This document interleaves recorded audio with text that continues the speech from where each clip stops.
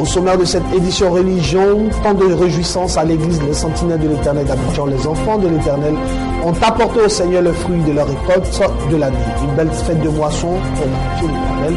Tout s'est bien fait. Actualité internationale, le président du Zimbabwe, Robert Mugabe, au pouvoir depuis 1980, a officiellement placé son épouse grâce à une novice politique en bonne place dans la course à sa succession.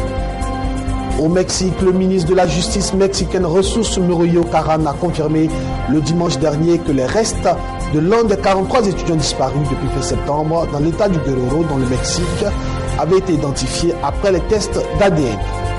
Au sport, Jeux Olympiques, plusieurs villes ont retiré leur candidature suite au coût très élevé des Jeux Olympiques.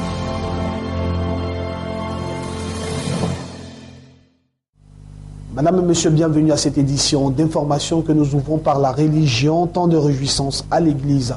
Les sentinelles de l'Éternel d'Abidjan, les enfants de l'Éternel ont apporté au Seigneur les fruits de leur récolte de l'année. Une belle fête de moisson pour magnifier l'Éternel pour tous ses bienfaits. Suivons ce reportage. Être reconnaissant à l'Éternel pour tous ses bienfaits. Une ordonnance très bien appliquée par l'Église, les sentinelles de l'Éternel, 6 dans la commune de la Riviera Cocody, et dirigée par la servante de Dieu, Maman Hélène Kenlo. Une belle fête de la moisson a été organisée ce samedi 6 décembre 2014 au sein de la dite mission. Un moment de réjouissance pour manifester son attachement à l'Éternel.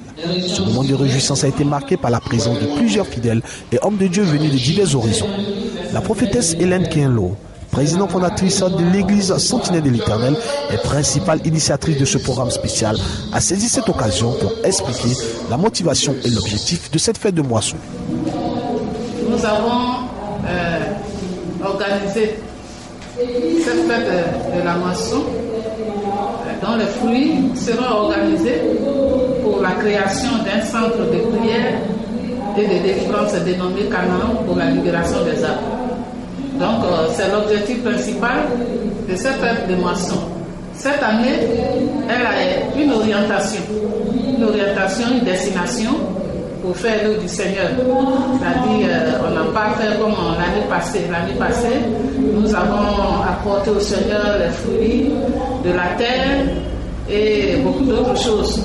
Mais on a voulu apporter en monnaie pour pouvoir bâtir le centre de prière. On a eu en nature aussi avec des tonnes de ciment que le peuple de Dieu a apporté, du matériel aussi ont été apportés.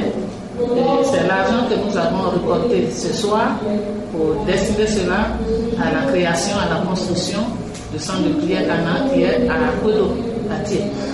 Venu le moment de la nourriture spirituelle, le soin a été laissé au docteur Zélie Laurent, invité spécial et orateur principal de l'événement. S'appuyant sur le livre du Psaume, chapitre 126, selon l'homme de Dieu, il faut se réjouir en servant celui qui nous a envoyés, et non la réjouissance avec l'orgueil. Car après avoir sémé dans la douleur, il faut reconnaître tous les bienfaits de l'Éternel. Dieu voudrait que son peuple qui a travaillé dur pendant le temps de la semence, qui a travaillé, qui a souffert sous la danse solaire, qui a mis des graines qu'on devait consommer dans la terre, qui ont regardé ces graines mourir, qui ont regardé ces graines germer, qui les ont déservées. Il voulait que la fin de l'année, quand ils récoltent et qu'ils voient le fruit pour un seul grain, voire 100 grains venir à la surface, pour un seul grain, voire 60 grains à la surface, pour un seul grain, voire 30 grains à la surface. Quand ils voient ça, le Seigneur voudrait qu'ils se réjouissent, mais qu'ils se réjouissent en se souvenant de celui qui a envoyé la pluie pour qu'elle arrose les graines et que ces graines produisent. Non, la réjouissance n'est pas une réjouissance orgueilleuse d'un homme qui n'a pas les graines de Dieu, comme nous trouvons dans l'Évangile. Cette belle cérémonie n'a pas laissé les responsables de la mission indifférents. Aujourd'hui est un grand jour, le jour de la moisson. Dieu s'est manifesté tout au long de l'année et nous voulons le glorifier, nous voulons lui rendre toute la gloire. C'est pourquoi nous avons décidé d'organiser cette fête. Cette fête a été véritablement une fête en l'honneur pour la gloire de Jésus. Nous sommes très heureux pour ce que Jésus a fait en ce jour. C'est une fête pour reconnaître les bienfaits de l'Éternel. Il nous a gardés pendant 12 mois et nous sommes dans la joie de ce que le Seigneur a manifesté sa fidélité depuis janvier jusqu'à dans le mois de décembre. Alors nous sommes là pour le célébrer, le louer, le magnifier et pour lui rendre toute la gloire. Ce sont des fidèles très heureux qui ont s'aimé pour la gloire de l'Éternel. Il faut retenir que cette fête de la moisson a été organisée pour recueillir des fonds afin de pouvoir construire des centres de délivrance. Que Dieu vous bénisse. Toujours en religion, parlons cette fois-ci de consécration de temple, fête et louange à l'Éternel le vendredi dernier au centre de prière d'évangélisation pour Christ dans la ville de Béoumi, ville située au centre de la Côte d'Ivoire. Avec cette cérémonie de consécration du temple de l'église, les fidèles et invités ont ensemble effectué nombreux le déplacement pour communier dans l'amour du Seigneur. Suivons ce reportage. Tiessou était en feu à l'occasion du programme d'évangélisation organisé par le Centre de prière et d'évangélisation pour Christ d'Akwedo Extension. Ce ministère a parcouru des centaines de kilomètres pour rallier Ndoké-Krenou à Béoumi en vue de la consécration de son nouveau temple dans le village de Tiessou. Durant 3 jours, le peuple de Dieu a répondu massivement à l'appel du Seigneur, exprimant ainsi sa fierté de voir un nouveau temple sorti de terre à la gloire du Seigneur. Tout a commencé par une veillée de prière dans la nuit du vendredi avant que le jour suivant ne soit réservé à la consécration du temple. Une demeure céleste inaugurée selon 1 Chronique, le chapitre 29 au verset 16, afin de respecter la beauté et la solennité du moment. Des chantres chrétiens ont été conviés à l'événement.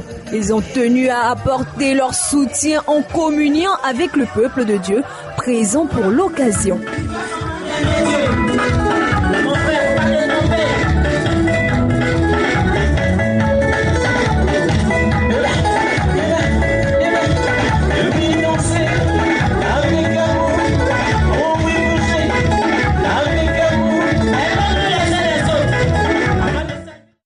Le serviteur de Dieu, le prophète Élie Barthélemy, initiateur de l'événement et fondateur du centre de prière et d'évangélisation pour Christ, vient par la consécration du temple de Tiessou partager sa vision avec toute la Côte d'Ivoire. Faire couler la vie de Jésus dans le cœur des hommes où qu'ils soient est la mission à lui confiée par le Saint-Esprit, et cette consécration n'est que le début d'un vaste programme d'évangélisation à travers tout le pays. Ça fait quelques années où pratiquement rien n'existait, et lui-même il a ouvert cette grande porte pour que son évangile touche cette contrée. Et de sa promesse, il est en train de vraiment ressortir ce village des ténèbres, où je dis même ce village est sorti des ténèbres, avec toutes les réalisations, que ce soit spirituelles ou physiques. Nous voyons aujourd'hui un temple que lui-même a érigé pour ce peuple, afin que ce peuple puisse trouver un temple de Dieu, des lumières. Parce que ici, quand vous prenez la brousse, les forêts, vous allez voir les petits temples des statuettes partout. Donc c'était des ténèbres, mais aujourd'hui, lui, il est lumière. Il a bâti ce temple pour que ce peuple-là quitte ses ordures, quitte ces huttes-là où même l'homme ne peut même pas mettre pied pour dire qu'un Dieu peut résider là-dedans, pour venir dans ce temple et puis l'adorer pour que Dieu le bénisse. Les responsables de l'Église et les autorités locales ont exprimé leur joie de pouvoir enfin adorer le Seigneur dans un temple à la hauteur de leur expérience, mais c'est surtout l'initiative qui est à saluer, car loin des métropoles vivent des peuples qui ont besoin de la lumière, cette lumière-là même que leur a apporté le centre de prière et d'évangélisation pour Christ qui, répondant à la voix du Seigneur, s'est rendu dans les hameaux les plus reculés afin d'évangéliser pour la seule gloire de son nom. Prenons à présent la direction du Bénin avec Béni TV Bénin. Parlons à présent de la mission internationale d'évangélisation et du réveil spirituel en abrégé mi-reste du révérend Ernest Ouéounou qui a célébré ses 25 années d'existence. Un programme de 7 jours donc a été célébré pour rendre hommage au Seigneur en présence des personnalités religieuses. Suivons le reportage signé Béni TV Bénin.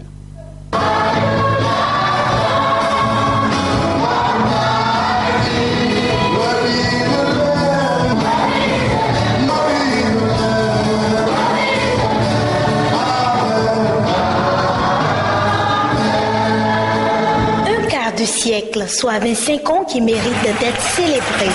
La mission internationale d'évangélisation et du réveil spirituel MIERS commémore ses 25 ans d'existence.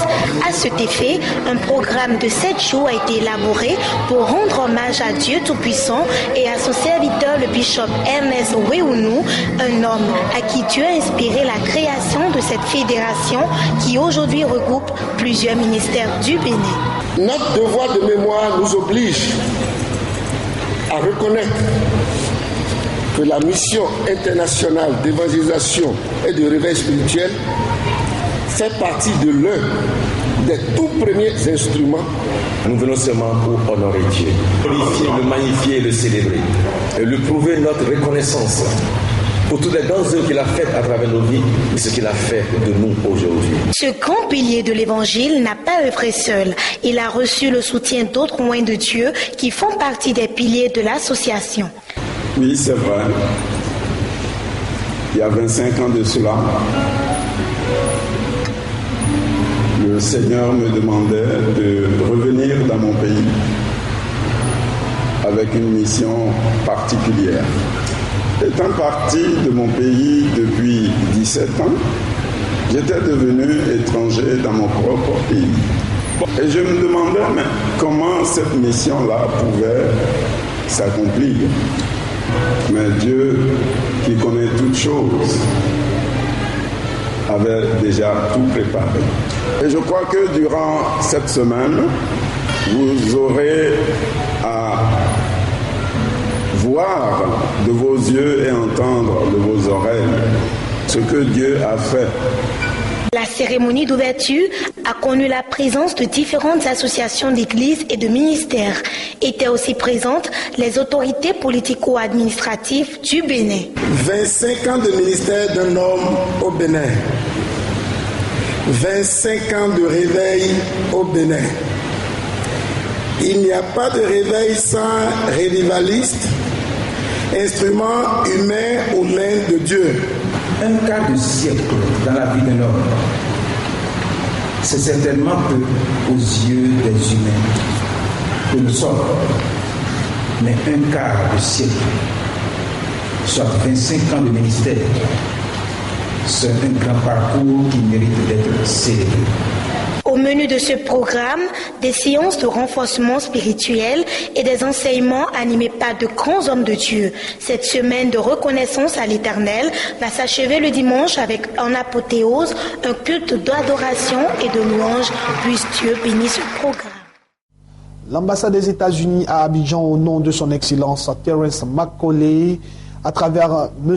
Andrew Haviland, ministre conseiller à l'ambassade, a procédé ainsi à la remise de matériel de sécurité à la police nationale de Côte d'Ivoire. Ce matériel estimé à une valeur de 30 000 $, soit 16 millions de francs CFA, est composé essentiellement de postes émetteurs, de boucliers de protection, de sacs d'opération aussi, de masques à gaz, de jumelles, aussi de menottes flexibles. Il faut le signer. Il y a aussi une panoplie d'outils servant à renforcer la capacité d'intervention et d'opération de notre police. Suivant ce reportage signé Irène Baye. C'est un matériel d'équipement d'une valeur de 16 millions de francs CFA qui a été remis ce vendredi 5 décembre au chef de la police nationale de l'État de Côte d'Ivoire, le général Bredou Mpia, par l'ambassade des États-Unis dans ce pays. Ce matériel qui vient pour renforcer les relations bilatérales qui existent entre les deux États est constitué entre autres de postes émetteurs, de boucliers de protection, de sacs d'opération et de masques de gaz. À travers ce geste, l'État américain entend accompagner au mieux l'effort de sécurisation des personnes et des biens entrepris par les autorités ivoiriennes, nous dit M. André Haviland, ministre conseiller à l'ambassade américaine. Pour le directeur général de la police nationale de Côte d'Ivoire, ce don vient à point nommé et servira à toute fin utile à la sécurité des populations pendant et après les fêtes de fin d'année. J'avoue que ça nous va droit au cœur parce que on se rend compte que les gens s'intéressent à la police. La police est un maillon très important dans la vie d'une société. Et c'est pour ça que nous sommes très heureux de recevoir ce matériel. Encore, vous me direz, à la veille de la fête, ça va nous permettre d'aller plus en avant dans l'exécution de nos missions. Au-delà de ce dont l'ambassade des États-Unis a aussi mis en place un programme de formation au Ghana et au Sénégal qui a été utile à divers services de la police. Actualité internationale à présent, comme annoncé dans les titres, le président zimbabwéen Robert Mugabe, au pouvoir depuis 1980 dans ce pays, a officiellement placé son épouse Grace, une novice en politique, en bonne place dans la course à sa succession. Il faut le signer, c'était le samedi 6 décembre 2014.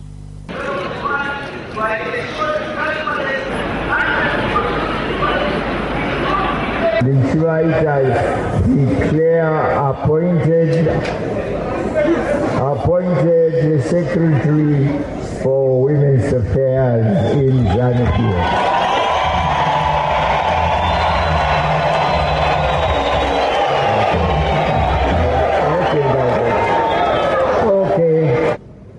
Je ne peux pas me précipiter pour choisir des gens.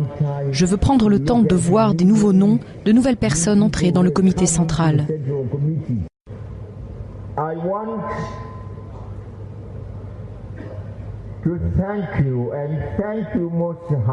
Je veux vous remercier.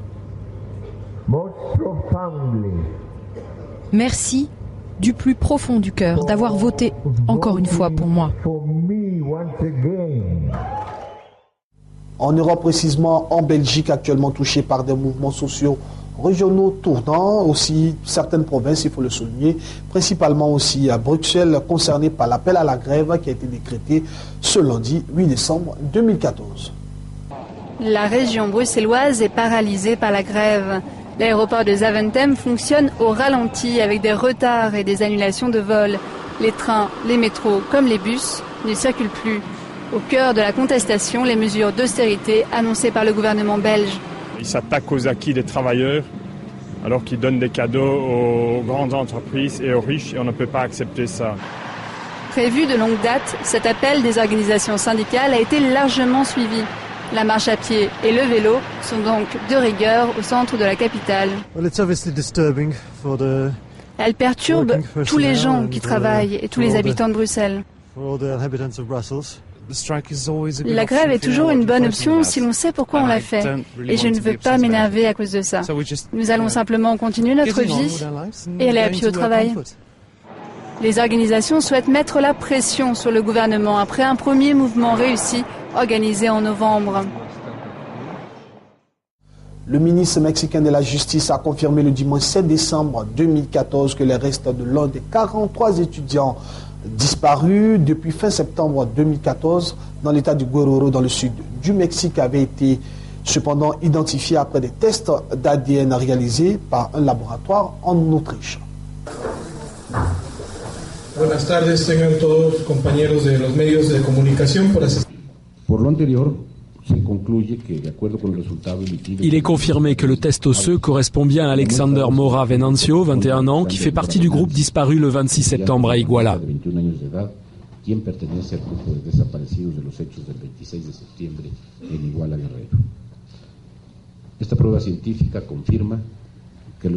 Cette preuve scientifique confirme que les restes retrouvés corroborent les preuves de l'enquête et les déclarations des détenus. C'est-à-dire que c'est bien dans ce lieu dit que le groupe a été tué.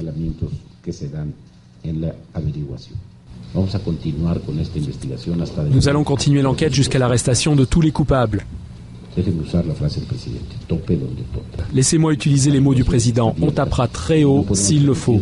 L'enquête reste ouverte. Nous ne permettrons pas l'impunité de qui que ce soit pour ne pas qu'un fait comme celui-ci se reproduise. Terminons cette édition d'information par le sport, précisément les Jeux Olympiques. Plusieurs villes ont retiré leurs candidatures, particulièrement à l'organisation des Jeux Olympiques de 2022 à cause de la cherté, mais seulement Pékin et Almaty au Kazakhstan sont encore en course.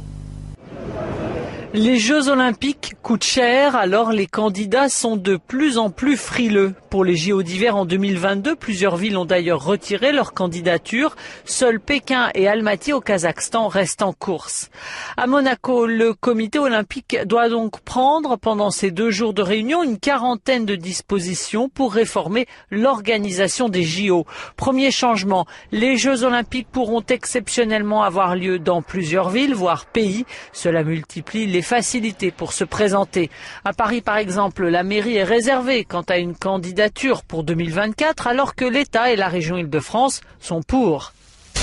Cette session du CIO sera aussi l'occasion de recadrer les règles en matière de dopage. Madame et monsieur, ici pour en faire cette édition d'information, j'ai été très heureux d'être en votre compagnie. Bonne suite du programme sur le Blessing Channel. Que Dieu vous bénisse.